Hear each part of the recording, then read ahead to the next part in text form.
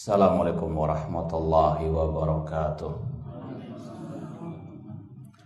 Innal hamdalillah nahmaduhu wa nasta'inuhu wa nastaghfiruh wa na'udzu billahi min syururi anfusina wa min sayyiati a'malina.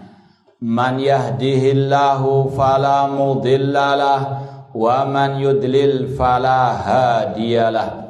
Ashhadu an la ilaha illallah wahdahu la syarikalah wa ashhadu anna Muhammadan abduhu wa rasuluh.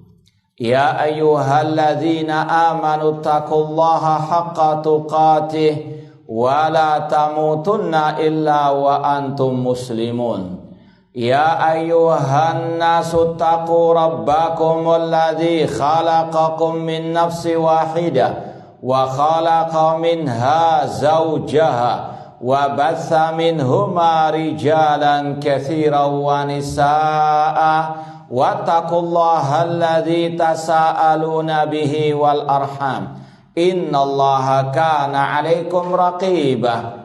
Ya ayyuhalladzina amanu taqullaha wa qulu qawlan sadida yuslih lakum a'malakum wa yaghfir lakum dhunubakum wa may yuti'illaha wa rasulahu faqad faza fawzan 'azima.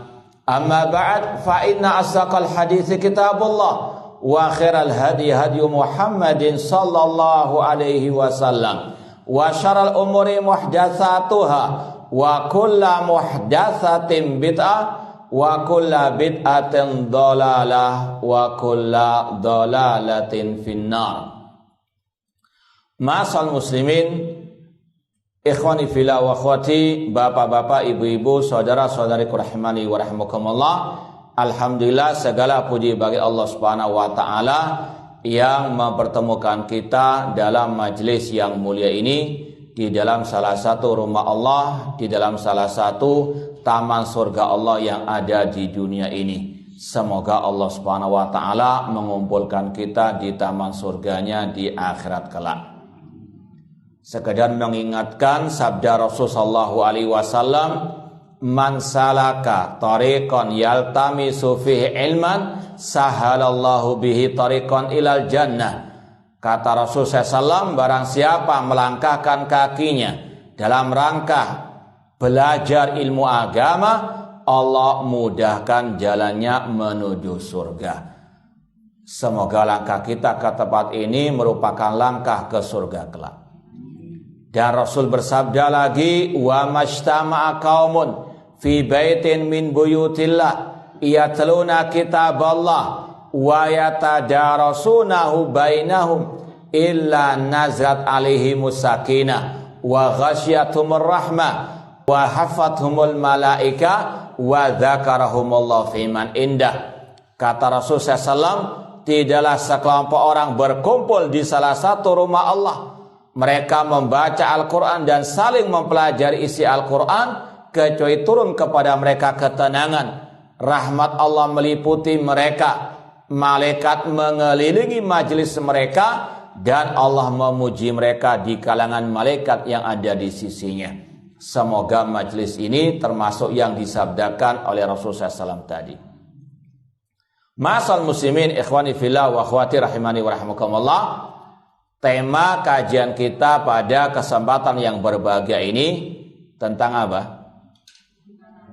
Aku cinta an-Nabi. Kalau antum ditanya, cinta Nabi atau tidak? Nah, insya Allah setiap muslim muslimah kalau ditanya apakah anda cinta Nabi Muhammad SAW, pasti serentak menjawab cinta Nabi Sallallahu Alaihi Wasallam. Memang ini salah satu usulul iman, salah satu prinsip iman seorang muslim muslimah, mukmin mukminah, cinta kepada Nabi Sallallahu Alaihi Wasallam. Rasul SAW bersabda dalam Sahih Bukhari Muslim, la yu'minu ahadukum hatta akuna ahabba ilaihi min walidihi wa waladihi wan nasi ajma'in. Kata Rasulullah SAW, tidak sempurna iman salah seorang di antara kalian sampai dia mencintai diriku lebih dari mencintai ayahnya, anaknya, dan semua manusia. Bahkan dalam Sahih Bukhari juga pernah suatu saat Umar bin Khattab radhiyallahu ta'ala anhu mengatakan, "Ya Rasulullah, anta ahabbu ilayya min kulli syai' illa nafsi." Ya Rasulullah, engkau lebih aku cintai dari semua manusia kecuali dari diriku sendiri. Kata Rasulullah SAW, "La ya Umar," tidak wahai Umar, "hatta akun ahabba ilaika min nafsika." Tidak wahai Umar, sampai engkau mencintai diriku lebih daripada dirimu sendiri. Kemudian Umar bin Khattab mengatakan, "Na'am ya Rasulullah, sekarang engkau lebih aku cintai daripada diriku sendiri." Ini selayaknya seorang muslim. Ini merupakan kewajiban setiap muslim muslimah untuk mencintai Nabi Muhammad SAW lebih daripada segala-galanya. Dalam Sahih Muslim juga Rasul pernah bersabda, "Salasun man kunna fihi wajada bihinna halawatal iman." Ada 3 perangai yang barang siapa memilikinya dalam dirinya, dia akan bisa merasakan kelezatan, kenikmatan al-iman. Yang pertama kata Rasul, an yakunallahu wa rasuluhu ahabba ilaihi mimma siwahuma. Untuk dia mencintai Allah dan Rasulnya lebih daripada selain keduanya. Ini yang pertama kata Rasul, orang yang memiliki 3 perangai ini akan merasakan kelezatan al-iman. Yang pertama, mencintai Allah dan Rasulnya lebih daripada selain keduanya. Dan yang kedua, kata Rasul, an yuhibbal mar'a la yuhibbu illa lillah. Dia tidak mencintai seseorang kecuali karena Allah Subhanahu wa ta'ala. Dan yang ketiga, di antara perangai yang bisa menjadikan orang merasakan nikmatnya iman, kelezatan iman, wa an yakrah an yauda ilal kufri bada'an angkadahullah. Dia membenci kembali kepada kekafiran setelah diselamatkan oleh Allah Subhanahu wa ta'ala. Semoga Allah memberikan kepada kita keistiqomahan di atas al-iman dan al-amal as-saleh. Ma'asal muslimin ikhwani fillah wa akhwati rahimani wa rahimakumullah. Ini sekali lagi termasuk prinsip seorang muslim muslimah, cinta Nabi sallallahu alaihi wasallam, bahkan cintanya kepada Nabi harus lebih dari segala-galanya. Namun permasalahannya, apakah cinta Nabi itu hanya sekedar ucapan di bibir saja? Apakah demikian? Apakah cinta Nabi hanya sekedar slogan saja? Tidak. Cinta Nabi harus dibuktikan. Cinta Nabi harus ada bukti yang nyata. Lalu apakah yang bisa membuktikan kita cinta kepada Nabi Sallallahu Alaihi Wasallam? Maka ini jawabannya kembali kepada petunjuk Al-Quran dan Sunnah Rasulullah SAW tentang bagaimana kita ini mencintai Nabi Sallallahu Alaihi Wasallam dengan cinta yang sejati, bukan sekedar slogan, propaganda atau ucapan di bibir semata. Maka sekali lagi, ini yang wajib kita pahami bersama, apa saja cara membuktikan kita cinta Nabi Sallallahu Alaihi Wasallam. Yang pertama, dengan mendudukkan Nabi sesuai dengan kedudukannya. Saya ulang lagi, ini poin pertama di antara cara membuktikan kita cinta Nabi yang sesungguhnya, mendudukkan Nabi sesuai dengan kedudukannya. Alias kita pertengahan dalam menyikapi Nabi Shallallahu Alaihi Wasallam, tidak ekstrem kanan, tidak ekstrem kiri, tidak berlebih-lebihan, tidak meremehkan. Dan ini yang diajarkan oleh An-Nabi SAW sendiri. Beliau mengatakan, la tutruni kama ataratin nasara Isa ibna Maryam, innama ana abdun fakulu abdullahi wa rasuluh. Jangan kalian berlebih-lebihan dalam menyanjung diriku, dalam memuji diriku, sebagaimana orang-orang Nasara berlebih-lebihan dalam menyanjung Nabi Isa. Sesungguhnya aku adalah Abdullah, hamba Allah, manusia biasa. Maka katakanlah aku adalah Abdullah wa rasuluh, hamba Allah dan utusan Allah. Ini mendudukkan Nabi sesuai dengan kedudukannya, seperti yang dikatakan oleh Nabi itu sendiri. Beliau statusnya Abdullah wa rasuluh. Kenapa dikatakan beliau Abdullah, manusia biasa, agar tidak dituhankan. Dan ini sesuai dengan yang juga Allah firmankan dalam akhir surat Al-Kahfi, yang kita dianjurkan membacanya setiap hari apa? Ada yang hafal ayat terakhir surat Al-Kahfi? Kan tiap Jumat dibaca, biasanya dari awal sampai akhir. Ya, lanjut. Ayat terakhir surah Al-Kahfi apa bunyinya? Qul innama ana basyarun mislukum yuha ilayya annama ilahukum ilahun wahid. Katakan wahai Nabi Muhammad, aku manusia sebagaimana kalian. Ini statusnya Nabi Muhammad SAW, basyarun mislukum. Ini Allah perintahkan kepada Nabi Muhammad untuk mengikrarkan hal ini. Nabi Muhammad manusia sebagaimana yang lain. Di antara tujuannya agar Nabi tidak dituhankan. Iya, betul, Nabi Muhammad manusia yang termulia. Kata Rasul, ana sayyidu waladi Adam. Aku adalah tuannya anak Adam. Namun tetap statusnya sebagai manusia, hamba Allah, makhluk ciptaan Allah. Maka jangan dituhankan, jangan disembah selain Allah Subhanahu wa ta'ala. Apakah ada orang yang menuhankan Nabi Muhammad SAW? Ada atau tidak? Bukan ada saja, banyak. Ya. Dari mana kita tahu? Dari pujian-pujian mereka yang berlebih-lebihan.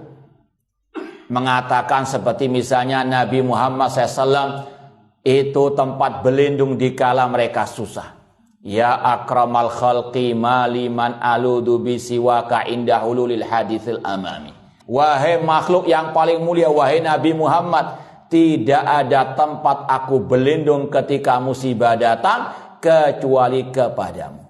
Boleh tidak mengatakan seperti ini? Kenapa? Kenapa kok syirik? Karena berlindung ketika musibah hanya kepada siapa? Allah Ta'ala. Yang bisa mengentaskan musibah siapa? Allah Subhanahu wa Ta'ala. Kok ini berlindung kepada Nabi Muhammad SAW? Allah berfirman, Qul a'udzu birabbin nas, qul a'udzu birabbil falaq. Katakan wahai Nabi Muhammad, aku berlindung kepada Rabbnya manusia. Nabi Muhammad saja diperintahkan berlindung kepada Allah, kok mereka ini berlindung kepada Nabi Muhammad sallallahu alaihi wasallam. Dan Allah berfirman, wa iyyam saskallahu bidurrin fala kashifa lahu illa huwa. Apabila musibah menimpa diri kalian, tidak ada yang bisa mengatasnya kecuali Allah. Ini akidah seorang muslim, bergantung, bertawakal, berlindung hanya kepada Allah Subhanahu wa taala. Ini namanya at-tauhid, iyyaka na'budu wa iyyaka nasta'in. Ini makna dari asyhadu alla ilaha illallah. Aku bersaksi tidak ada yang berhak disembah dengan benar kecuali Allah. Yang berhak diibadahi Allah, bukan Nabi Muhammad sallallahu alaihi wasallam. Bahkan lebih dari itu, yang menyenandungkan puisi tadi menambah dengan kata-kata wa min judika dunya wa dharrataha. Di antara kedermawananmu wahai Nabi Muhammad adanya dunia dan akhirat. Dunia dan akhirat milik siapa? Allah Subhanahu wa taala. Allah berfirman, wa innalana lal akhirata wal ula. Kata Allah, sesungguhnya dunia akhirat milik kami, milik Allah Subhanahu wa taala. Kok dikatakan milik Nabi Muhammad sallallahu alaihi wasallam? Tidak puas dengan kesyirikan tadi, ditambah lagi dengan kata-kata di antara ilmu wahai Nabi Muhammad, ilmu ghaib, ilmu di Lauhul Mahfuz. Apakah Rasul tahu yang ghaib? Rasul tahu ilmu ghaib atau tidak? Tidak. Allah yang mengatakan demikian. Allah berfirman, "Qul la ya'lamu man fis samawati wal ardil ghaiba illallah." Katakan wahai Nabi Muhammad, tidak ada yang tahu yang ghaib di langit maupun di bumi kecuali Allah Subhanahu wa taala. Dalam surat Al-Jin misalnya Allah juga mengatakan, "Alimul ghaibi fala yudhiru ala ghaibi ahadan illa man irtada mir rasul." Dialah Allah yang tahu yang gaib dan dia tidak menampakkan yang gaib kepada siapapun kecuali kepada Rasul yang diutus oleh Allah. Nabi Muhammad ketika mengabarkan hal-hal yang gaib tentang hari kiamat, tentang surga neraka, tentang tanda-tanda hari kiamat, itu dari siapa? Wahyu Allah Ta'ala, bukan zat beliau tahu yang gaib. Ini tidak boleh berlebihan dalam menyanjung Nabi Muhammad SAW sampai menuhankan beliau, sampai mendudukkan beliau sejajar dengan Allah Subhanahu wa taala. Rasul tidak setuju. Rasul SAW sangat marah, melarang. Jangan menuhankan beliau, jangan menyanjung beliau berlebihan sebagaimana orang Nasara berlebihan dalam menyanjung Nabi Isa.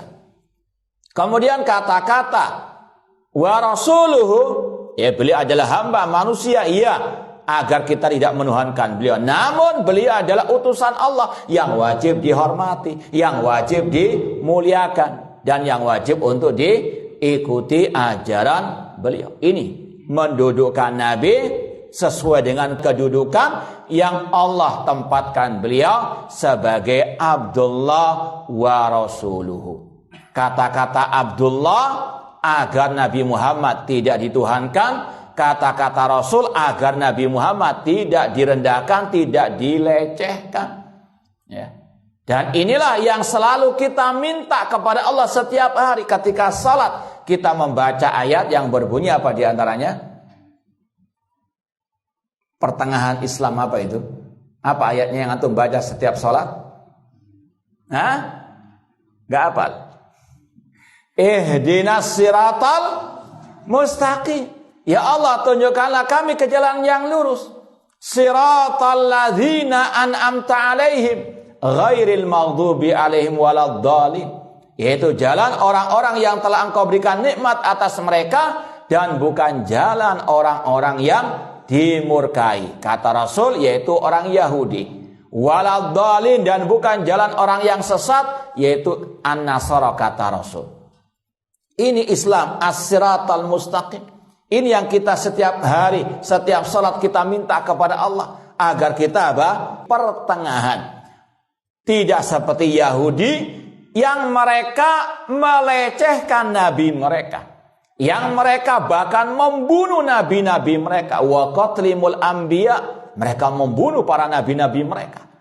Lawannya Nasara menuhankan nabi mereka. Islam pertengahan, as-siratal mustaqim, meyakini Nabi Muhammad Abdullah, hamba Allah manusia agar tidak dituhankan seperti Nasara, namun beliau adalah Rasul Allah agar tidak dilecehkan apalagi sampai disakiti. Naudzubillahi min dzalik.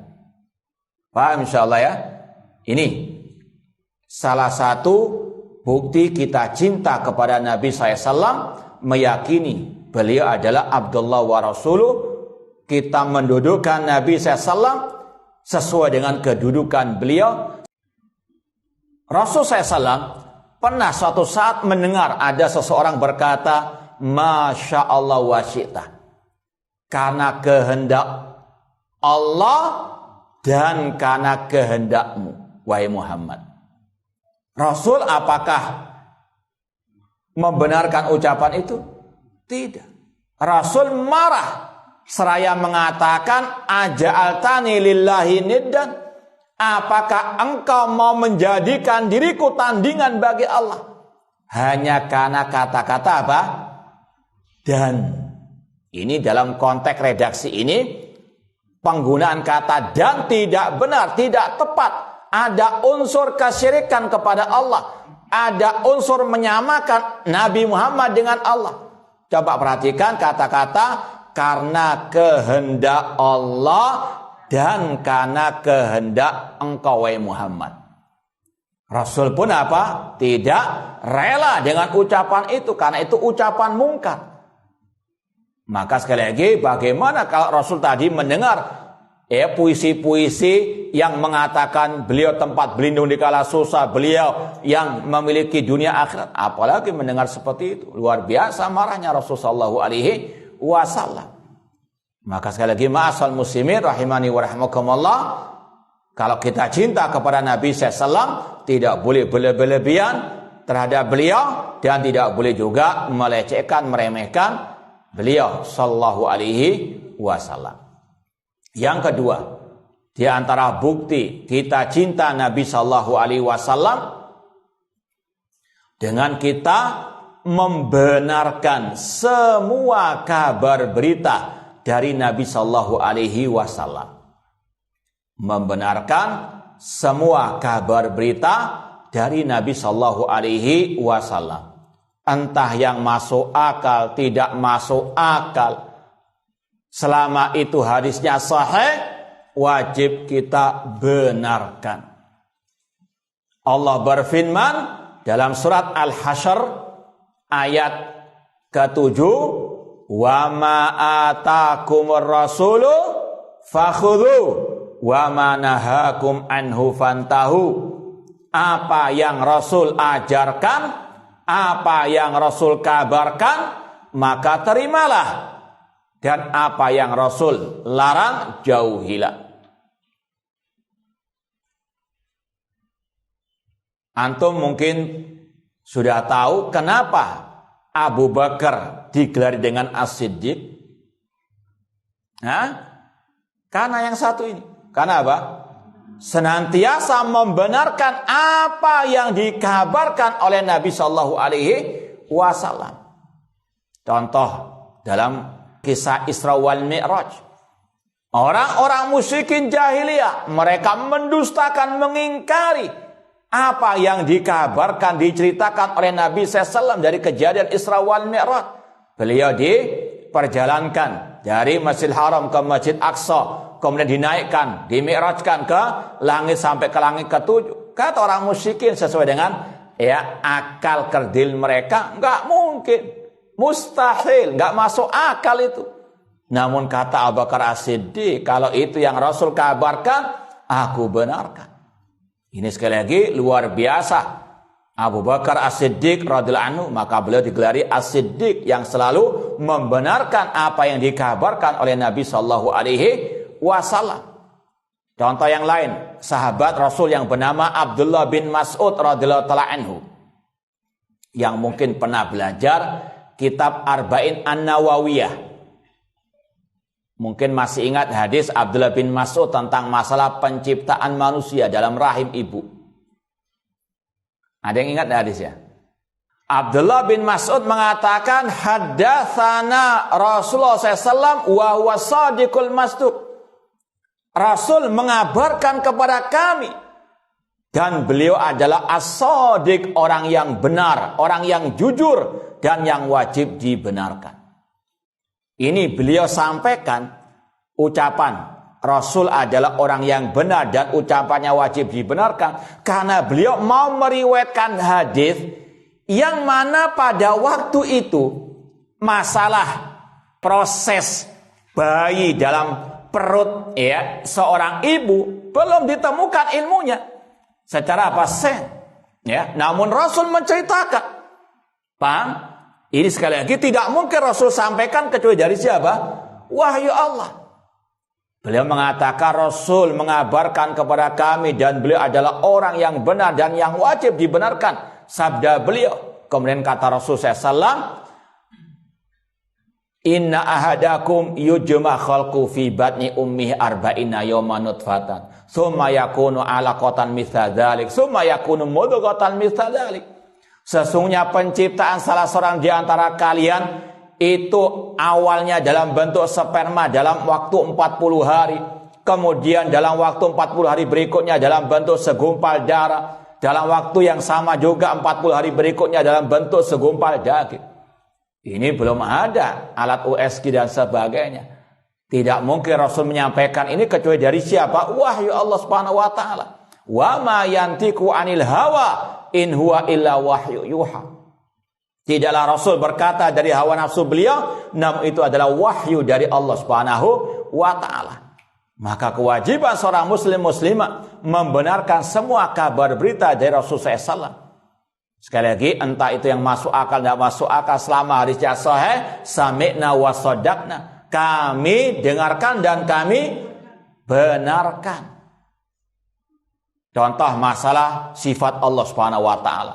Rasul mengatakan yanzilu rabbuna tabaraka wa ta'ala ila sama'i dunya hina yabqa thulutsu al-laili al-akhir. Kata Rasul SAW dalam hadis yang mutawatir, Allah turun ke langit dunia sepertiga malam terakhir. Maka seorang muslim muslimah yang mendengarkan hadis ini langsung membenarkan Allah turun ke langit dunia. Tidak perlu apa?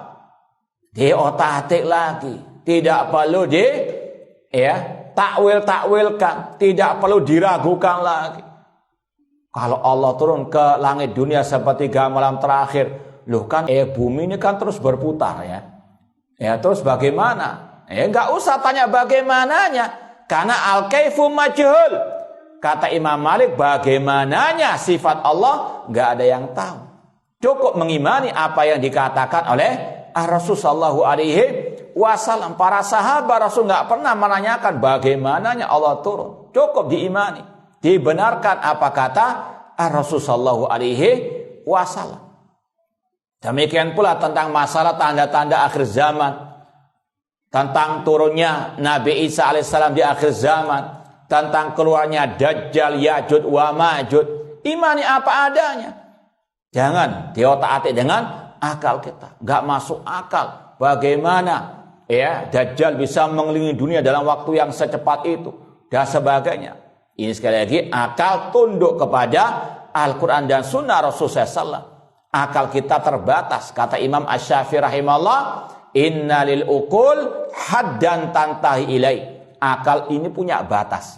Sebagaimana penglihatan kita ada batasnya. Betul atau tidak? Antum bisa nggak lihat berapa semut di belakang tembok ini? Di belakang dindingnya ada berapa semut? Kelihatan nggak? Kalau ada kita kasih hadiah. Ada yang tahu?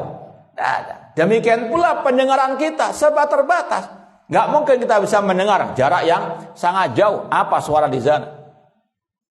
Demikian pula akal. Demikian pula tenaga kita. Semuanya serba terbatas. Maka jangan menjadikan akal sebagai tolak ukur segalanya. Contoh masalah roh misalnya. Antum di sini yang hadir di sini punya roh semua enggak? Kalau nggak punya, kita sholati sekarang. Roh yang ada dalam jasad kita, akal belum bisa sampai menembus kepadanya. Betul tidak? Ada nggak penelitian, terserah bidang apa, penelitian tentang roh manusia? Bagaimana bentuknya, Apa warnanya pink atau ungu atau hijau? Ada nggak? Mustahil bisa menemukan. Karena Allah yang berfirman, yas'alunaka 'anir ruh qul ruh min amri rabbi. Akal belum bisa menembus roh yang ada dalam dirinya. Kok hukumi masalah sifat Allah atau yang lainnya dari wahyu Allah Subhanahu wa taala. Maka sekali lagi, seorang muslim muslimah kalau mengaku cinta kepada Nabi SAW wajib membenarkan semua kabar berita dari Nabi Sallallahu Alaihi Wasallam, terutama hal-hal yang berkaitan dengan sifat Allah, berkaitan dengan hal-hal gaib tadi. Ya, kita tundukkan akal kepada Al-Quran dan Sunnah Rasulullah Sallallahu Alaihi Wasallam. Contoh yang lain, masalah hadis Rasulullah SAW, "Idza waqa'adz dzubab fi inai ahadikum falyaghmisu." Kata Rasulullah SAW, kalau ada seekor lalat masuk ke gelas kalian, celupkan sekalian. Karena salah satu sayapnya ada penyakit, salah satu sayapnya ada apa? Penawarnya. Ini kata Rasul dari wahyu Allah Ta'ala. Allah yang tahu tentang makhluk ciptaannya, yaitu seekor lalat tadi. Jangan ditentang. Wah, tidak mungkin, tidak masuk akal. Akalnya siapa? Ini sekali lagi Rasul SAW mengatakannya dari wahyu Allah, dan Allah yang menciptakan lalat itu, Allah yang lebih tahu dari semua dokter, dari semua manusia. Seandainya pun ada dokter mengatakan tidak benar itu hadis, maka apa? Kita pilih sabda Rasul atau ucapan dokter? Sabda Rasul SAW.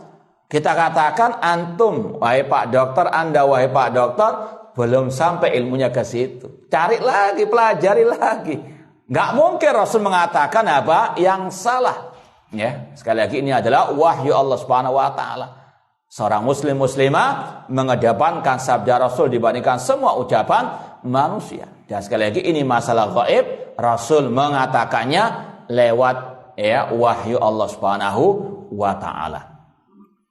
Ma'asal muslimin ikhwani fillah wa akhwati rahimani wa rahimakumullah. Yang ketiga, di antara kiat kita membuktikan cinta kita kepada Nabi sallallahu alaihi wasallam dengan kita mentaati ajaran Rasul sallallahu alaihi wasallam. Dengan kita ittiba, mengikuti sunnah Nabi sallallahu alaihi wasallam. Imam Ahmad rahimahullah pernah berkata, nazartu fil mushaf fawajadtu anna ta'atar rasul fi thalathin wa thalathina maudi'an.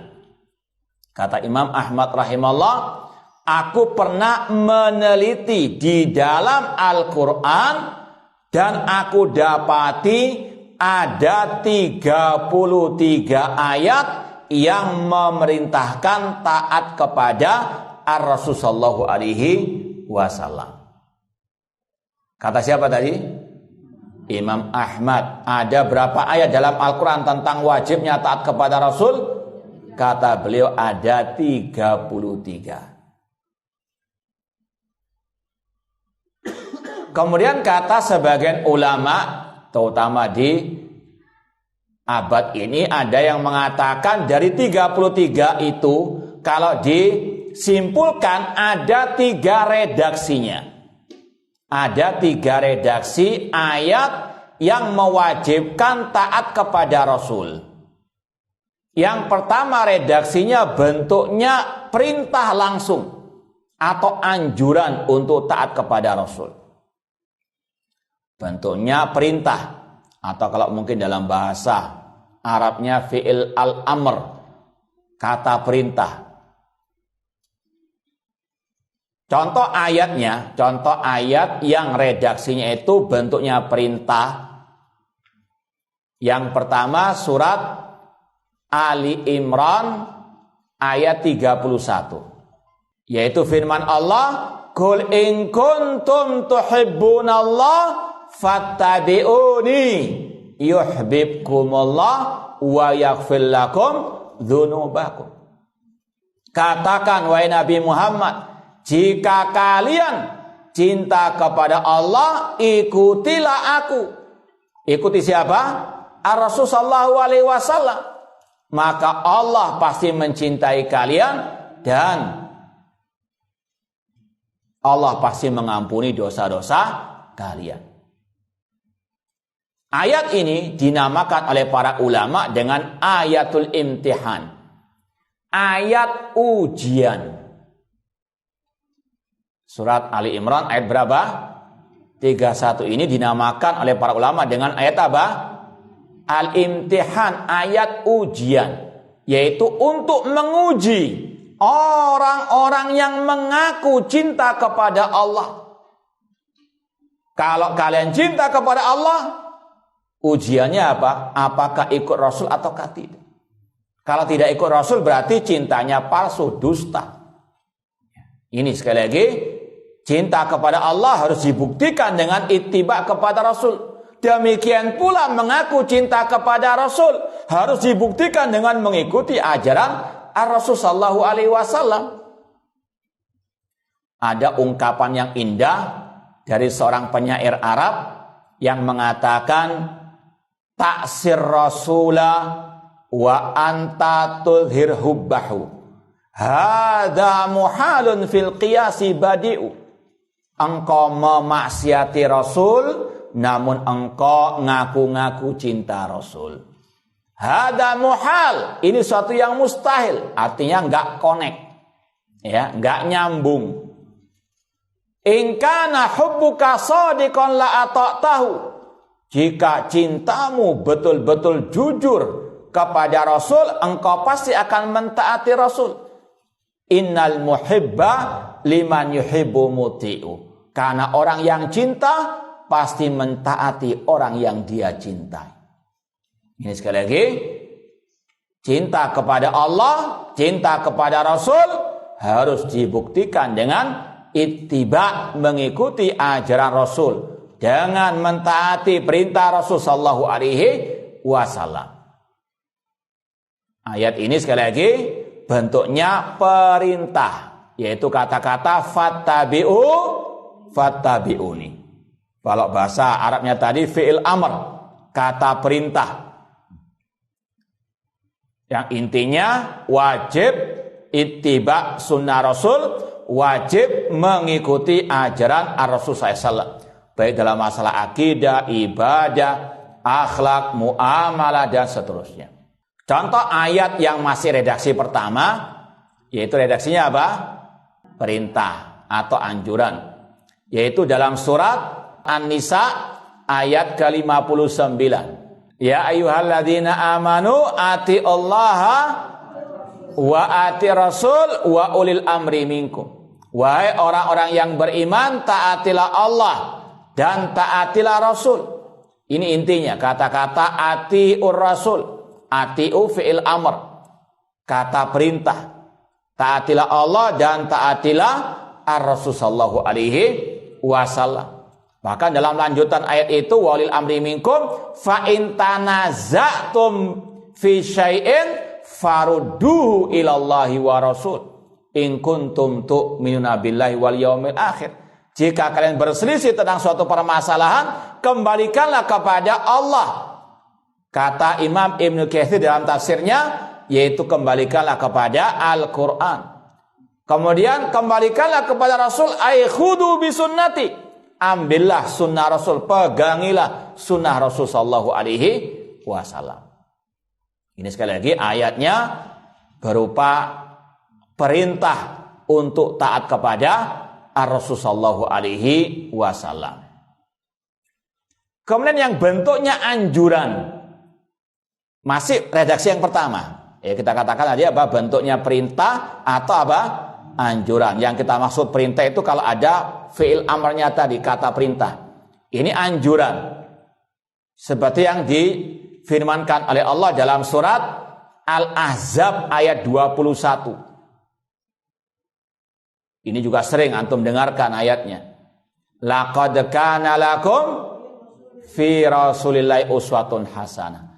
Sungguh telah ada suri teladan yang baik bagi kalian dalam diri Rasulullah sallallahu alaihi wasallam. Kata Imam Ibnu Katsir dalam tafsirnya tentang ayat ini, hadhil ayah aslun kabirun fit ta'assi bir Rasul sallallahu alaihi wasallam fi af'alihi wa aqwalihi wa ahwalihi. Ayat ini merupakan landasan yang sangat besar untuk mengikuti ajaran Rasul SAW, baik dalam ucapan beliau, perbuatan beliau, dan seluruh keadaan beliau. Ini bentuknya sekali lagi anjuran untuk ittiba kepada ajaran Rasul sallallahu alaihi wasallam. Baik, sekarang redaksi yang kedua. Redaksi ayat yang kata Imam Ahmad jumlahnya berapa tadi? Kurang lebih 33. Ini redaksinya bentuknya janji dan keutamaan atau pahala bagi yang mentaati Rasul. Contoh ayatnya tadi sebetulnya ada yang sudah kita baca. Kira-kira ayat berapa itu? Atau surat apa tadi yang kita baca? Hah? Sebelum An-Nisa, Ali Imran ayat 31 tadi. Itu ada kata-kata yuhibbukumullah wa yaghfir lakum dzunubakum. Jika kalian cinta kepada Allah, ikutilah aku. Pasti Allah mencintai kalian. Ini keutamaan, pahala, janji Allah bagi yang mengikuti ajaran Rasul. Allah mencintai kalian dan mengampuni dosa-dosa kalian.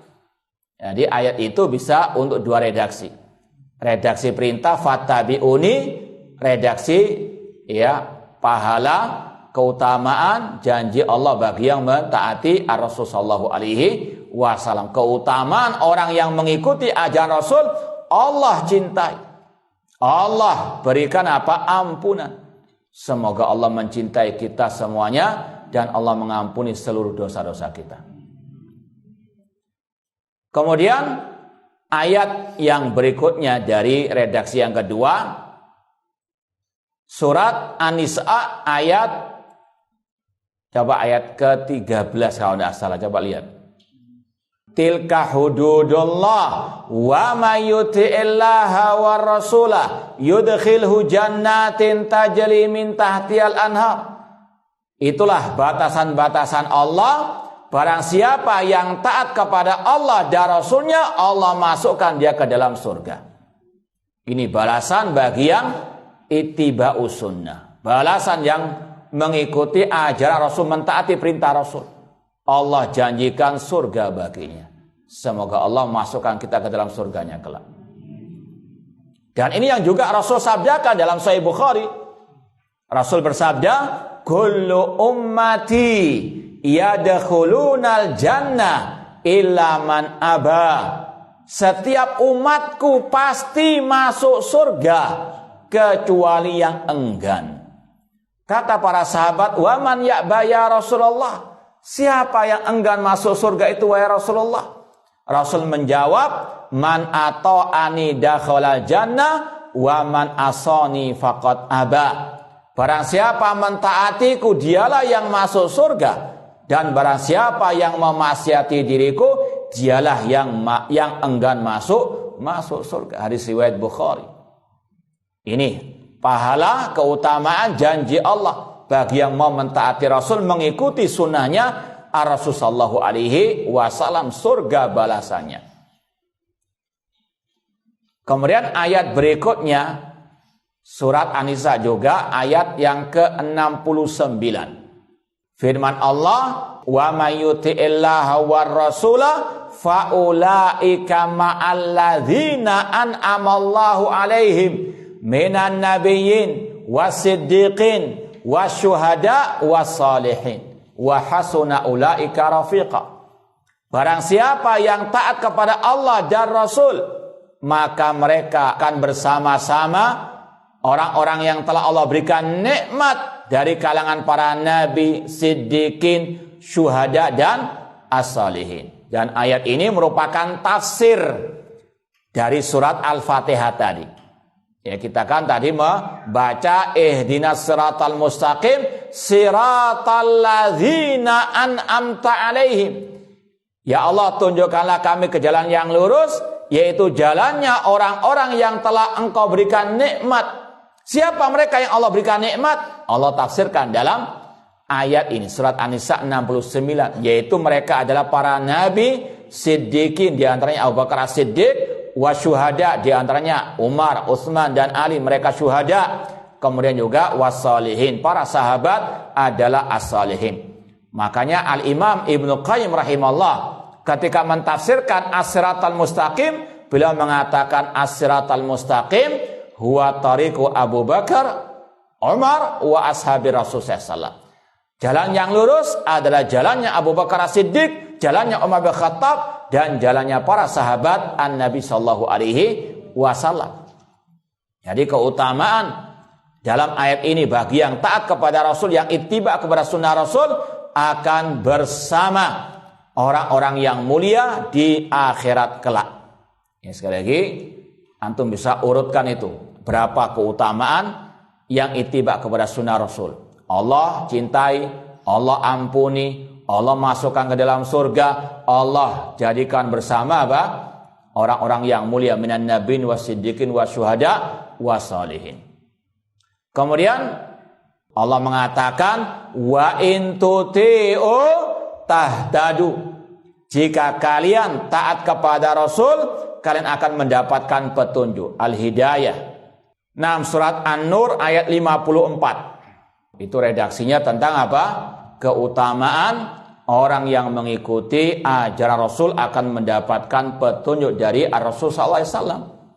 Karena Rasul juga bersabda, khairul hadi hadyu Muhammadin sallallahu alaihi wasallam.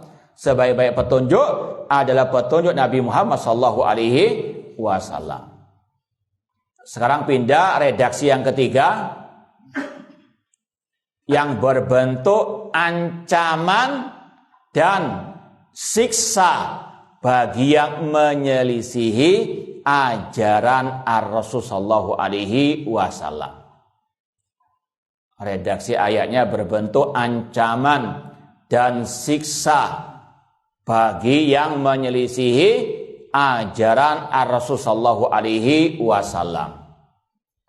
Di antara contoh ayatnya surat An-Nisa ayat ke-14, lanjutan yang 13 tadi. Allah mengatakan wa may ya'sillaha wa rasulahu wa yata'adda hududahu yudkhilhu nara. Barang siapa yang memaksiati Allah dan Rasulnya dan dia melampaui batasan Allah dan Rasulnya, maka Allah masukkan dia ke dalam api neraka. Na'udzubillahi min dzalik. Ini bentuknya ancaman bagi yang menyelisih ajaran Rasul, memaksiati Rasul, neraka baginya. Dan ini juga yang Allah firmankan dalam surat An-Nisa 115. Wa may yushaqiqir rasula min ba'di ma tabayyana lahul huda wa yattabi' ghaira sabilil mu'minin nuwallihi ma tawalla wa nuslihi jahannam wa sa'at masira. Barang siapa menyelisih Rasul setelah jelas baginya kebenaran dan dia mengikuti selain jalannya orang beriman, kami palingkan kemana dia berpaling dan kami masukkan dia ke neraka jahanam, dan jahanam sejelek-jelek tempat kembali. Ini ayatnya berbentuk ancaman bagi siapa yang menyelisihi Ar-Rasul, yang menyelisih para sahabat Ar-Rasul sallallahu alaihi wasallam. Allah sesatkan kemana dia tersesat. Makanya kalau ada orang tersesat, itu salah satu keadilan Allah. Allah Maha Adil. Sudah diajari ajaran Rasul, tidak mau mengikuti, berpaling dari ajaran Rasul. Maka kalau Allah sesatkan, jangan salahkan kecuali dirinya sendiri. Dia yang menjadi penyebab tersesat dari kebenaran. Wa man yudlil fala hadiyalah. Dan kata Rasul, barang siapa yang Allah sesatkan, tidak akan ada yang bisa memberikan petunjuk. Fala mazaghu azaghallahu qulubah. Ketika mereka berpaling, semakin Allah palingkan. Kemudian di antara ayat yang redaksinya berbentuk ancaman, ini dalam surat An-Nur ayat 63. Allah berfirman, maka berhati-hatilah orang-orang yang menyelisih ajaran Rasul untuk ditimpa suatu fitnah atau azab yang pedih. ada sebuah kisah dari Imam Malik rahimahullahu ta'ala berkaitan dengan ayat ini. Suatu saat Imam Malik pernah ditanya oleh seseorang yang mau ihram atau start untuk haji atau umrah ketika di kota Madinah. Kan Imam Malik ulama salaf di kota Madinah, imam daril hijrah. Beliau ditanya, min aina uhrim? Wah Imam Malik, dari mana aku start untuk ihram haji atau umrah? Kata Imam Malik, min Dzul Hulaifah, min haitsu ahrama Rasulullah sallallahu alaihi wasallam. Ihramlah engkau, startlah engkau untuk haji atau umrah dari tempat yang namanya Dzul Hulaifah. Sebagaimana Rasul dulu start hajinya dari Dzul Hulaifah. Kata orang itu, bagaimana wahai Imam Malik kalau aku ihramnya dari samping kuburan Nabi? Kata Imam Malik, la taf'al, jangan engkau lakukan. Fa inni akhsha 'alaikal fitnah, karena aku khawatir engkau akan ditimpa suatu fitnah. Kata orang itu, wa ayu fitnah? Fitnah apa wahai Imam Malik? Aku hanya menambah beberapa mil saja atau berapa kilo saja. Apa kata Imam Malik? Wa ayu fitnatin a'dham min annaka tara nafsaka hasalta ala fadilatin qassara anha Rasulullah sallallahu alaihi wasallam. Fitnah mana yang lebih besar daripada engkau menganggap dirimu lebih mendapatkan keutamaan daripada Rasul SAW? Rasul ihramnya dari Dzul Hulaifah, engkau ihramnya dari kuburan Nabi. Engkau merasa lebih pintar daripada Nabi, engkau merasa lebih mendapatkan petunjuk daripada Nabi. Ini adalah fitnah yang paling dahsyat. Kemudian Imam Malik membacakan ayat tadi. Maka seorang muslim-muslimah wajib untuk mengikuti semua ajaran Rasul SAW. Apalagi seorang muslim-muslimah wajib meyakini Islam sudah sempurna. Dari A sampai Z, dari A sampai I, komplit sudah.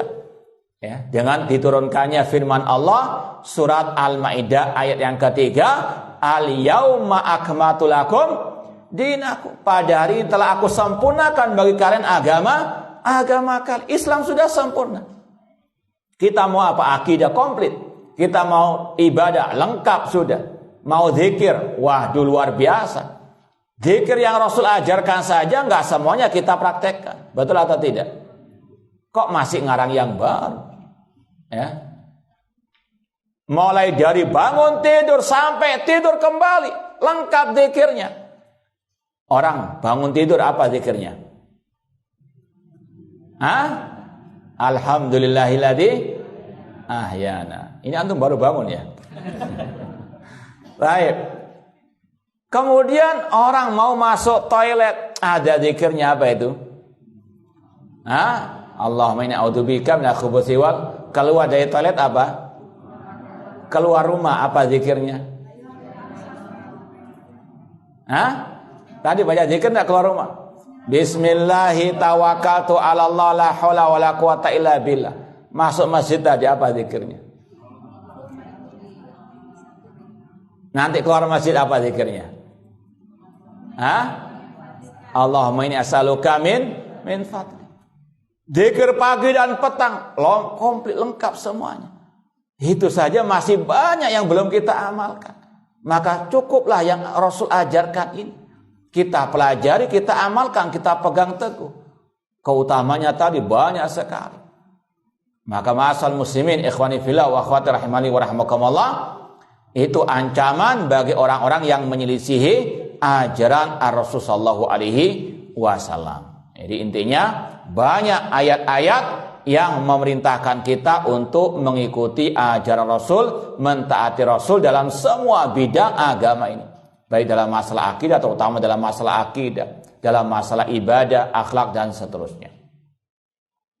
Taib sekarang poin yang berikutnya keempat, di antara cara membuktikan cinta kepada An-Nabi sallallahu alaihi wasallam, yaitu dengan meninggalkan larangan-larangan ar-Rasul sallallahu alaihi wasallam.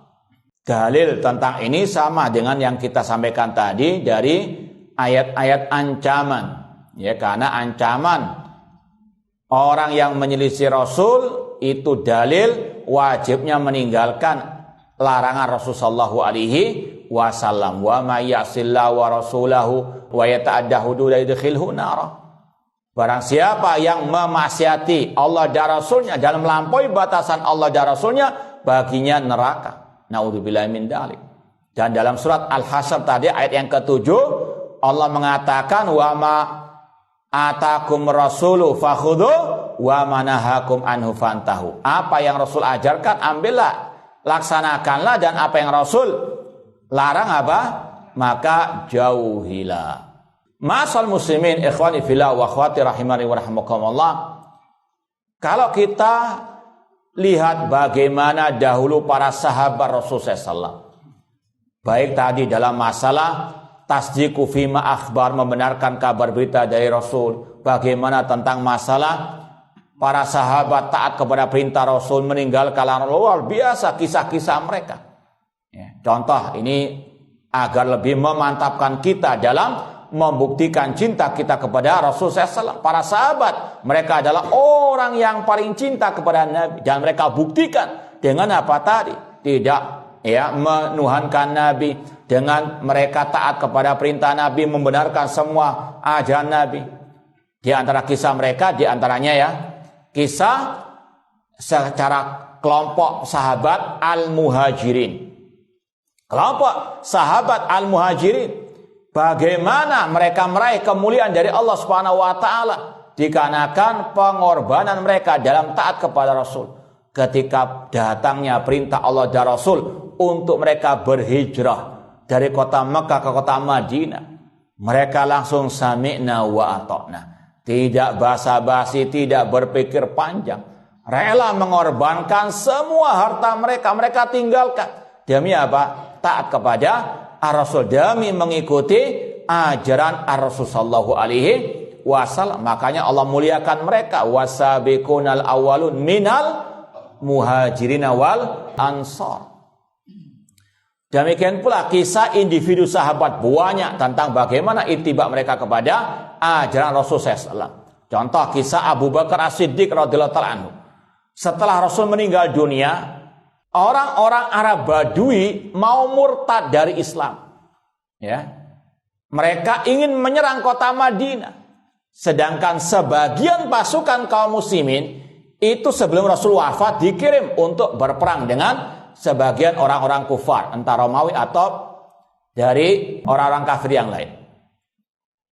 Sebagian sahabat mengusulkan kepada Abu Bakar As-Siddiq, alangkah baiknya jika pasukan Usama yang sudah dikirim itu ditarik pulang ke kota Madinah untuk menjadi benteng. Jangan sampai kota Madinah serang oleh pasukan orang-orang murtad dari Arab Badui. Apa jawaban Abu Bakar As-Siddiq radhiyallahu ta'ala anhu yang sudah luar biasa ittiba'nya kepada sunnah Rasul? Beliau pernah mengatakan, tidak mungkin aku meninggalkan apa yang Rasul kerjakan, karena aku khawatir aku akan tersesat kalau aku meninggalkan ajaran Ar-Rasul sallallahu alaihi wasallam. Beliau mengatakan ketika ada usulan tadi, beliau berkata, waladhi nafsi biyadih, demi Allah yang jiwaku ada di tangannya, lau jaratil kilabu ala arjuli azwajir Rasul sallallahu lama halaltu liwa'an aqada Rasul sallallahu wala radatu jaisan arsala Rasul sallallahu alaihi wasallam.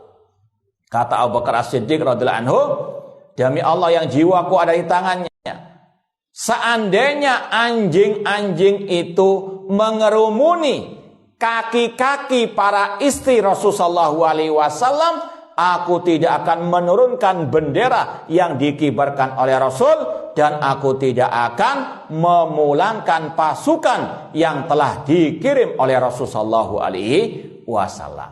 Apa akibatnya? Hasilnya pasukan Usama menang atas orang kafir, orang-orang murtad di sekitar kota Madinah kalah sebelum berperang. Ini akibat ittiba kepada ajaran Rasul sallallahu alaihi wasallam. Dan ini yang Allah firmankan tadi dalam surat An-Nisa 59, dzalika khairun wa ahsanu ta'wila. Mengikuti ajaran Rasul itu baik dan pasti akibatnya akan baik. Demikian pula kisah sahabiat, para sahabat wanita ketika turunnya ayat tentang wajibnya berjilbab, mereka langsung sami'na wa ata'na, tidak bertele-tele, tidak mengatakan yang penting hatinya baik, nggak usah jilbab, nggak apa-apa, atau mengatakan yang penting hatinya berjilbab. Di mana belinya itu? Baik, intinya ini para sahabiat, mereka juga sama sami'na wa ata'na kepada perintah Allah dan Rasul. Langsung mereka merobek korden-korden mereka dijadikan untuk apa? Jilbab-jilbab mereka. Demikian pula para sahabat ketika turun haramnya khamr, mereka langsung sami'na wa ata'na, mereka langsung buang ya minuman-minuman keras mereka, sampai digambarkan kota Madinah banjir dengan apa? Minuman keras. Sami'na wa ata'na. Enggak bertanya kenapa dan mengapa, sami'na wa ata'na. Dan ini yang Allah firmankan dalam Al-Qur'an, wa ma kana lil mu'minin wala mu'minatin idza qadallahu wa rasuluhu amran an yakuna lahumul khiyaratu min amrihim. Tidak sepatasnya bagi orang mukmin mukminah jika telah datang pilihan dari Allah dan Rasul untuk mereka punya pilihan yang lain. Demikian pula Allah mengatakan tentang ciri orang yang beriman yang sesungguhnya, innama qaulal mu'minin idza du'u ilallahi wa rasulil yahkum bainahum an yaqulu sami'na wa ata'na. Sesungguhnya ucapan orang beriman jika diseru untuk berhukum kepada Allah dan Rasulnya, cukup mereka mengatakan sami'na wa ata'na. Itulah salah satunya para sahabat Rasul sallallahu alaihi wasallam. Bahkan ada juga kisah menarik dari sahabat Rasul, kalau tidak salah Abdullah bin Mas'ud atau yang lainnya. Pernah suatu saat Rasul berkhutbah di atas mimbar. Tiba-tiba Rasul mengatakan, ijlisu, duduklah. Abdullah bin Mas'ud radhiyallahu anhu yang berada masih di luar masjid, langsung beliau duduk. Meskipun nggak tahu konteksnya untuk siapa, namun sampai begitunya mereka apa? Sami'na wa ata'na kepada Rasul sallallahu alaihi wasallam. Ada lagi kisah yang juga sangat luar biasa menariknya. Ada salah satu sahabat Rasul yang dia miskin. Dia tanya kepada sahabat tadi. Rasul bertanya kepada sahabat tadi, ala tatazawwaj, kenapa engkau nggak mau menikah? Dia mengatakan, masih belum lah wahai Rasulullah. Rasul terus bertanya, kenapa engkau nggak menikah? Sampai terakhir dia mengatakan, aku siap menikah ya Rasulullah. Maka Rasul mengatakan, datangi rumah si fulan, keluarga si fulan, sampaikan salamku kepadanya. Lalu sang pemuda tadi datang kepada keluarga yang Rasul tunjuk tadi dan mengatakan tentang hajatnya. Aku diutus oleh Rasul SAW dan aku ingin menikah. Langsung mereka nikahkan dengan putri mereka. Sami'na wa ata'na. Enggak tanya berapa gajinya. Enggak tanya berapa hartanya dan seterusnya. Ini para sahabat Rasul SAW, sami'na wa ta'na. Ini sekali lagi kiat cara membuktikan cinta kepada Rasul. Mereka para sahabat Rasul sekali lagi adalah orang yang paling cinta kepada Rasul, dan cintanya mereka cinta yang sejati dengan membenarkan semua kabar berita Rasul, mentaati perintah Rasul, meninggalkan larangan Rasul, dan mereka senantiasa mengagungkan sunnah-sunnah Rasul sallallahu alaihi wasallam.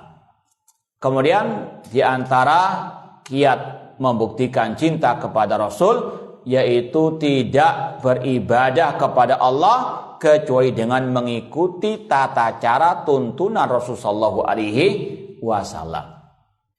Tidak beribadah kepada Allah kecuali dengan tata cara atau tuntunan dari Rasul sallallahu alaihi wasallam. Dalil tentang poin ini ya sama dengan dalil tentang wajibnya ittiba kepada ajaran Rasul tadi. Yang kata Imam Ahmad ada 33. Itu diantaranya apa? melaksanakan ibadah kepada Allah dengan tata cara yang diajarkan oleh Rasul. Seperti yang kita sampaikan tadi, Islam sudah sempurna, sudah komplit semuanya.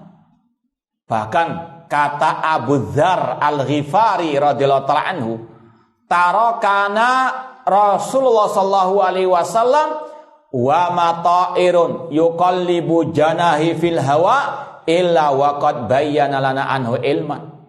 Kata Abu Dzar Al-Ghifari, Rasul telah meninggal dunia, Rasul telah meninggalkan kita, dan tidaklah seekor burung terbang dengan kedua sayapnya di udara kecuali telah dijelaskan ilmunya oleh Rasul sallallahu alaihi wasallam. Bahkan orang Yahudi di zaman sahabat Rasul paham Islam itu sudah komplit sempurna. Ada kisah dialog antara orang Yahudi dengan Salman Al-Farisi radhiyallahu anhu. Orang Yahudi mengatakan, allamakum nabiyukum kulla syai' hatal khira'ah. Nabi kalian itu mengajarkan kepada kalian semuanya sampai masalah buang hajat. Kata Salman Al-Farisi, benar, Rasul melarang kami menghadap kiblat atau membelakangi kiblat ketika buang hajat. Ini sekali lagi yang wajib kita syukuri. Dengan apa? Mengikuti yang sudah ada ajarannya. Nggak usah ngarang-ngarang yang baru lagi. Yang sudah ada ajarannya saja masih belum kita laksanakan semua. Ngapain repot-repot membuat yang baru lagi? Kata Allah Subhanahu wa ta'ala tadi, al-yauma akmaltu lakum dinakum. Ma'asal muslimin ikhwani fillah wa akhwati rahimani wa rahimakumullah. Rasul juga bersabda, sallu kama ra'aitumuni usolli. Salatlah kalian sebagaimana kalian melihat aku salat. Ini agar apa? Ibadah kita diterima oleh Allah Subhanahu wa taala. Karena ibadah tidak akan diterima kecuali dengan berapa syaratnya? 2 syaratnya, yaitu apa? Ikhlas dan ittiba. Enggak cukup hanya ikhlas saja. Harus dengan ittiba, mengikuti ajaran Rasul. Dulu ada sebagian orang, di dalam Sahih Bukhari kisahnya, 3 orang datang kepada istri Rasul bertanya tentang ibadahnya Rasul, terutama di rumah mereka. Ketika diberitahu, mereka taqaluha, merasa bahwasanya ibadah Rasul ini masih kurang. Namun mereka husnudzon, oh iya, karena Rasul sudah diampuni dosanya yang telah lalu dan yang akan datang. Adapun aku, salah seorang dari mereka mengatakan, adapun aku usolli wala arkut. Aku akan sholat malam terus, gak akan tidur malam. Yang kedua, asum wala uftir. Aku akan puasa terus, gak berbuka puasa. Yang ketiga mengatakan, la atazawwaju nisa. Aku gak mau menikahi perempuan-perempuan. Fokus ibadah, niatnya ikhlas karena Allah. Namun apakah itu dibenarkan oleh Rasul? Tidak. Rasul marah seraya mengatakan, ini akhsyakum lillah. Aku adalah orang yang paling takut kepada Allah. Aku adalah orang yang paling bertakwa kepada Allah. Walakinnani usolli wa arkut. Namun aku sholat malam, aku juga tidur malam. Aku puasa, aku juga berbuka. Wa atazawwajun nisa, dan aku menikahi perempuan-perempuan. Man raghiba an sunnati falaysa minni. Barang siapa yang tidak suka dengan sunnahku, maka dia bukan dari golongan. Rasul SAW enggak meragukan tentang keikhlasan mereka, tapi Rasul mempermasalahkan apa? Mereka tidak mengikuti ajaran Rasul. Rasul yang paling bertakwa, Rasul yang paling tahu bagaimana ibadah yang benar. Ini kok ngeminteri Rasul sallallahu alaihi wasallam. Maka tidak cukup hanya niat ikhlas saja, harus mengikuti ajaran Rasul sallallahu alaihi wasallam. Imam Ibnu Katsir ketika mentafsirkan surat Al-Kahfi yang terakhir, kata Allah, faman kana yarju liqa rabbih falyamal amalan salihah wa la yusyrik bi ibadati rabbi ahada. Barang siapa yang mengharapkan perjumpaan dengan Allah di hari kiamat, hendaklah dia beramal saleh dan tidak menyekutukan Allah dengan sesuatu apapun. Kata Imam Ibnu Katsir dalam tafsirnya, hadzani ruknal amal mutaqabbal. Inilah 2 rukun amal yang diterima oleh Allah. an yakuna khalisan lillah. Yang pertama harus ikhlas karena Allah, dan yang kedua an yakuna ala syariati Muhammadin sallallahu alaihi wasallam, dan harus mengikuti syariat Nabi Muhammad sallallahu alaihi wasallam. Di antaranya masalah salat tadi. Rasul sudah mewajibkan salatlah kalian sebagaimana kalian melihat aku salat. Ya kita nggak mungkin bisa langsung melihat Rasul salat karena Rasul meninggal dunia. Namun Rasul mengajarkan itu semuanya dalam hadis-hadis beliau yang diriwayatkan oleh para sahabat. Komplit dalam Sahih Bukhari, Sahih Muslim dan yang lainnya. Tinggal kita pelajari, kita amalkan. Ya. Ada kisah dalam Sahih Bukhari, seorang datang di masjid, salat tahiyatul masjid 2 rakaat. Kemudian datang kepada Rasul. Kata Rasul, irji fasalli fa innaka lam tusalli. Kembalilah engkau salat karena engkau belum salat. Padahal dia sudah salat 2 rakaat. Rasul anggap tidak sah salatnya. Rasul suruh kembali salat. Orang itu salat lagi 2 rakaat. Sama juga Rasul mengatakan, irji fasalli fa innaka lam tusalli. Kembali engkau salat karena engkau belum salat. Rasul anggap salatnya tidak sah. Kenapa? Karena tidak mengikuti ajaran Rasul sallallahu alaihi wasallam. Di antaranya masalah apa? Tumakninahnya. Kemudian Rasul pun mengajari cara salat yang sebenarnya. Maka tidak cukup modal apa? Semangat ibadah, enggak cukup modal ikhlas, harus ittiba sunnah. Rugi kita ibadah capek-capek tidak diterima oleh Allah Subhanahu wa taala. Rasul mengatakan, "Man amila amalan laisa alaihi amruna fahuwa raddun." Barang siapa beramal ibadah tidak sesuai dengan ajaran kami maka tertolak. Dan ini mengingatkan juga kisah Umar bin Khattab ketika melihat ada orang-orang rahib Nasara yang mereka fokus ibadah, hidupnya untuk ibadah. Ketika Umar bin Khattab melihat rahib-rahib Nasara, beliau menangis. Kata sebagian orang, "Wahai Amirul Mukminin, apa yang membuatmu menangis?" Kata beliau, "Ketika aku melihat rahib-rahib yang ahli ibadah itu, aku teringat dengan firman Allah, amilatun nasibah." Mereka sudah beramal, bahkan nasibah, mereka lelah, letih, capek beribadah. Namun apa balasannya? Lanjutkan ayatnya apa? Amilatun nasibah tasla naron hamiyah. Namun balasannya api neraka yang menyala-nyala. Padahal apa? Luar biasa ibadah mereka. Kenapa kok sampai dimasukkan ke neraka padahal ahli ibadah? Karena tidak mengikuti ajaran Rasulullah SAW. Maka ma'asal muslimin, ya, ikuti apa yang diajarkan oleh Rasul dengan ikhlas, maka ibadah kita akan diterima oleh Allah Subhanahu wa taala. Maka hati-hati jangan sampai ibadah kita tidak terpenuhi 2 syarat tadi, ikhlas, ittiba. Kalau tidak ikhlas, ya tidak akan diterima. Kalau tidak ittiba juga tidak diterima. Harus apa? Khalisan sawaban. Kita ingat juga firman Allah dalam surat Al-Kahfi juga. Allah mengatakan, "Qul hal nunabbi'ukum bil akhsarina a'mala alladzina dhalla sa'yuhum fil hayati dunya wa hum yahsabuna annahum yuhsinuna sun'a."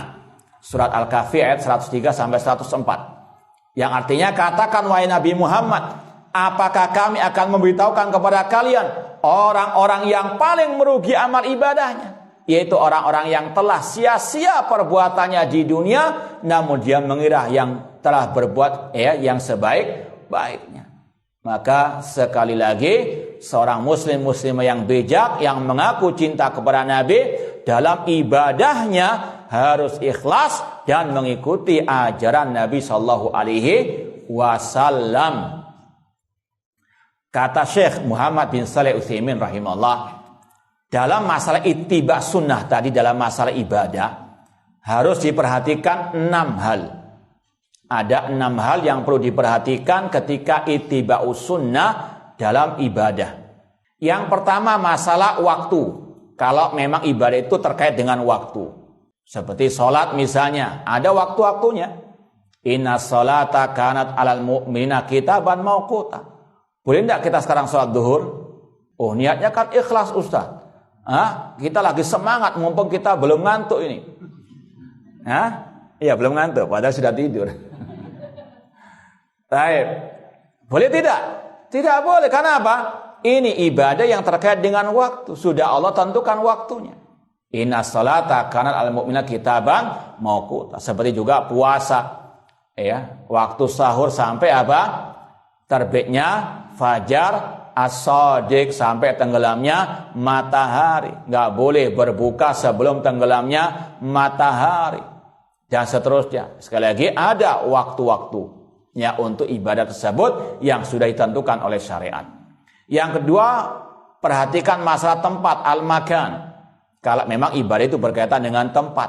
Contoh misalnya tawaf. Tawaf itu di mana?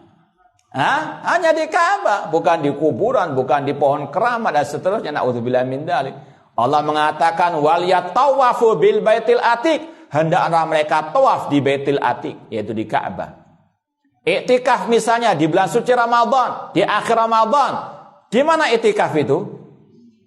Di mall? Ya di masjid, bukan di rumah, bukan di kantor. Allah mengatakan wala tubashiruhunna wa antum aakifuna fil masajid. Jangan kalian menggauli istri kalian sedangkan kalian iktikaf fil masajid, di masjid. Ini kalau berkaitan dengan tempat. Kemudian perhatikan masalah bilangan. Kalau memang ibadah itu berkaitan dengan bilangan. Contoh salat duhur 4 rakaat. Boleh enggak 6 rakaat? Itu kan nambah kebaikan Ustaz, nambah pahala. Kan saya dulu belum pernah salat waktu kecil Ustaz. Ini mau qadha. Haram, enggak boleh. Ya, karena apa? Bilangannya sudah apa? Tertentu. Enggak bisa hanya dengan modal apa? Ikhlas saja. Niat yang baik enggak cukup, harus ittiba kepada ajaran Rasulullah SAW. Tawaf di Ka'bah berapa kali? Gimana kalau 14 kali? Kan nambah kebaikan. Boleh atau tidak? Tidak boleh. Ini sekali lagi apa? Ibadah sudah paten tata caranya. Sudah paten bilangannya, waktunya, tempatnya. Jangan dirubah-rubah. Masalah apa? Bilangan. Ya. Kemudian yang keempat, berkaitan dengan jenis. An-nau. Ini diantara contohnya, jenis binatang yang disembelih ketika Idul Kurban, Idul Adha. Berkaitan dengan jenis. Kalau ibadah itu berkaitan dengan jenis. Yaitu diantaranya, jenis hewan untuk korban di hari raya Idul Adha. Ini sudah tertentu, yaitu bahimatul an'am. Unta, sapi atau kambing. Boleh enggak nyembelih ayam atau bebek? Saya enggak suka daging kambing, saya suka daging bebek misalnya. Meskipun satu kandang antum sembelih tidak sah. Meskipun harganya lebih mahal dari seekor kambing misalnya. Karena apa? Ini jenis binatang yang sudah ditentukan oleh syariat untuk disembelih dalam rangka beribadah kepada Allah di hari raya Idul Adha. Fasholli lirabbika wanhar. Nah, kemudian yang keberapa lagi? Kelima, perhatikan masalah sifat tata cara dalam ibadah. Ini yang seperti kita sampaikan tadi, shallu kama ra'aitumuni usolli. Boleh enggak salat langsung sujud? Bukan masbuk ya, langsung sujud tanpa takbiratul ihram. Biar rileks dulu lah. Atau duduk dulu. Tidak boleh, harus apa? Mulai dari takbiratul al-ihram. Ya, tidak boleh di otak-atik lagi, sudah paten cara-cara ibadah itu. Ya, mulai dengan takbiratul ihram langsung Allahu Akbar. Enggak usah baca Al-Baqarah dulu. Baik. Ini yang berkaitan dengan al-kaifiyah, tata cara. Yang keenam, perhatikan dalam ittiba'us sunnah dalam ibadah masalah as-sabab, sebab kita beribadah. Contoh, kata para ulama, salat malam silahkan tiap hari. Salat tahajud silahkan. Tapi jangan pakai embel-embel istilahnya karena ini malam tahun baru atau malam hari kelahiran saya Ustaz. Ya, dalam rangka merayakan apa? Ulang tahunnya sholat malam. Jadi sholat malam dalam rangka apa? Ulang tahun. Ini sebab sholat malam yang tidak disyariatkan, tidak dicontohkan oleh Rasulullah SAW. Ya, ini berkaitan dengan apa? Sebab kita ibadah harus yang syar'i. Nah, itu yang berkaitan dengan poin yang keberapa itu yang kiat membuktikan ibadah kiat membuktikan cinta kepada Nabi yang kelima. Ya, yang terakhir yang keenam. Waktunya sudah mepet. Yang terakhir yaitu tidak boleh memperolok sunnah Nabi Sallallahu Alaihi Wasallam. Kalau mengaku cinta Nabi, jangan sampai memperolok sunnah Nabi Sallallahu Alaihi Wasallam atau ajaran Nabi Sallallahu Alaihi Wasallam. Karena ancamannya berat. Dalam surat At-Taubah, Qul abillahi wa ayatihi wa rasulihi kuntum tastahzi'un. Katakanlah apakah dengan Allah, ayatnya, Rasulnya kalian memperolok. La ta'tadiru, jangan kalian minta maaf. Qad kafartum ba'da imanikum, karena kalian telah kafir setelah keimanan kalian.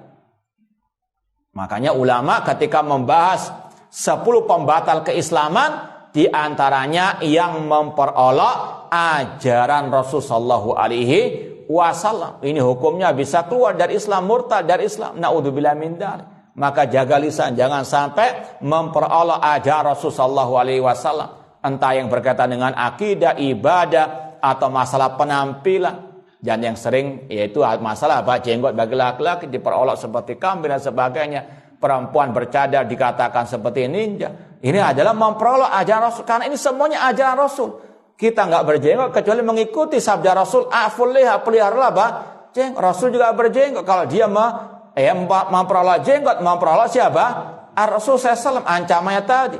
Qad kafartum ba'da imanikum. Demikian pula Rasul Allah berfirman, inna syani'aka huwal abtar. Sesungguhnya yang membenci Nabi Muhammad, dialah yang terputus dari rahmat Allah. Kata Ibnu Katsir, bukan hanya membenci Nabi Muhammad, namun juga membenci ajaran Nabi Muhammad sallallahu alaihi wasallam. Ini bentuk naudzubillah min dzalik pembatal keislaman. Semoga Allah Subhanahu wa taala menjadikan kita sebagai pengikut setia Nabi SAW, dan semoga Allah mengumpulkan kita bersama beliau dan para sahabat di surga kelak.